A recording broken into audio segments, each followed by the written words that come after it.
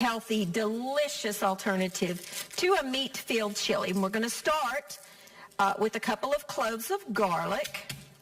Just smash it with your knife and then mince it. You could use the pre-minced up chili if you have it, or a garlic press, which I have one somewhere, but we'll just do it with our knife since we're only going to have a couple of cloves. 2 cloves of garlic. If you like more, then by all means, you can do more. It's up to you. We're not going to put that in that oil first, but we're going to chop it first. Now, I've got a big pot with a little bit of olive oil, canola oil, whatever you have on hand, heating up, because we're going to saute some onions and a green pepper. Now, this is one of those meals that if you have a red pepper, you could use a red pepper. You could use roasted red peppers if you wanted to, but I'm just going to use the green pepper, but you can mix it up however you want to, whatever you have in your pantry. But this is a Mexican type dish, chili, you know, a Southwest Mexican sort of in its flavors, and green peppers and onions are just prevalent in that kind of cooking. 1 medium yellow onion. Now, if you don't have a yellow onion, you have a white onion, feel free to use it, whatever you have on hand. But we're going to chock it full of vegetables because that's what's going to make it healthy and nutritious. This onion's going to make me cry. Woo! Strong onion. Use my little food scooper. It's called a bench scraper. I've gotten some emails from people wanting to know what this little tool is. I have had it for years, but it's called a bench scraper. It's a baking tool actually, but I use it for moving chopped up vegetables, and it works perfect for that. But it also is great for cutting dough and that kind of thing, or, you know, clearing off flour when you roll out your doughs. I find cooking tools oftentimes, my eyes are watering, are very versatile in that you can use them in more than one application. I have one beautiful green pepper here that I'm going to chop up. I'm just going to cut out the seeds and the membrane. If you had a red pepper, I certainly would put a red pepper too in this, or instead of the green pepper, because I like red peppers, but has a completely different flavor. There are different types of red peppers. There's pimento red peppers and, you know, of course, chili peppers and some things that are red. But the typical red pepper that we see in the grocery store truly is just a mature green pepper. I grow them in the garden in the summertime, and I'll use the green peppers, but I always leave some on the vine and let them ripen up to their beautiful red sweetness. So the red pepper that I use is really just a mature green pepper on the vine. And they're delicious, sweet, take on a completely different flavor. Have you ever noticed how many different colors peppers come in? I was planning the garden season. We were looking for plants one year with my mom, and we found a chocolate pepper, green pepper plant. It was brown, and then we've had purple ones and all kinds of colors. You know, that's something you could do at home if you've got a flower pot on your back porch. Grow a plant of some sort that has the vegetables in it.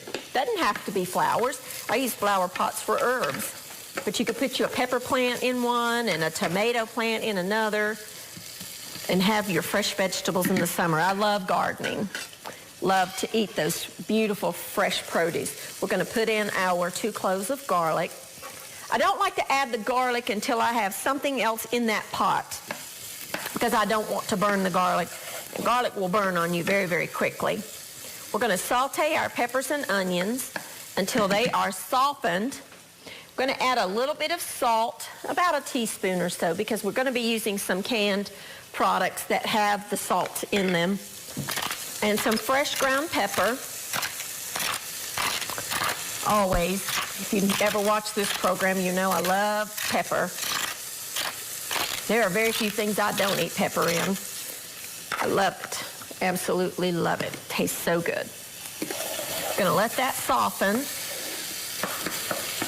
This is a delicious recipe that, you know, maybe you just, you know, we all need to watch our diets and what we eat and don't eat. And this is a healthy alternative. Now, I love chili with beef in it. Love it. And I love turkey chili and chicken chili and all kinds of meat in my chili. But sometimes I want to just have something that is lighter and healthier, but yet still delicious. We need to cut cut back some on, maybe some red meat here and there and that kind of thing in our diets. And this is absolutely delicious. And you know what? When you let it simmer, you're not going to miss the meat. We're going to get the protein from beans because we're going to replace the meat with extra beans, which I personally really, really like a lot of beans in my chili, so that's perfectly fine with me.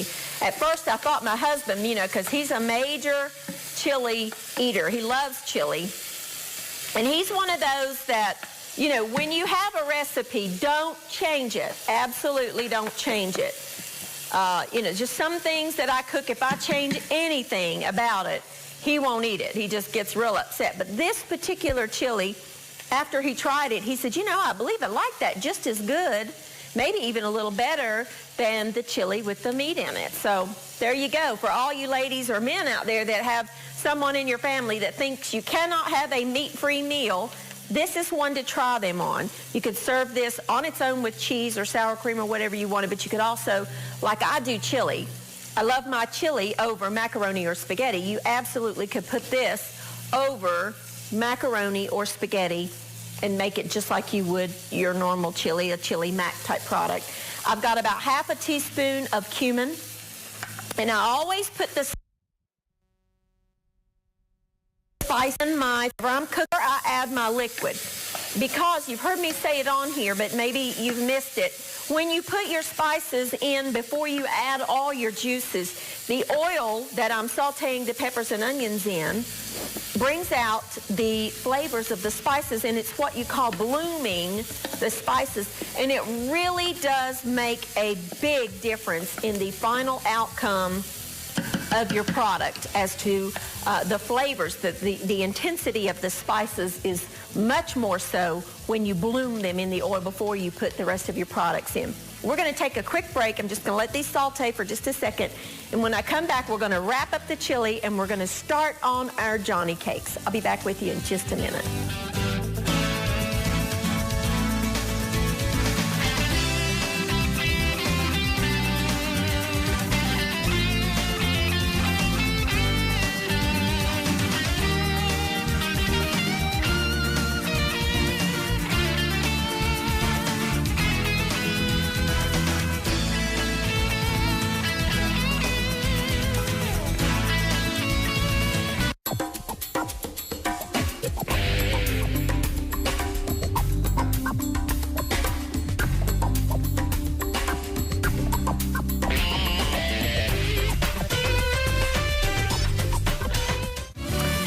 And welcome back. Now our onions and pepper and garlic are sauteing away, and we are going to add the rest of our ingredients to our meatless chili. I'm going to go ahead and turn that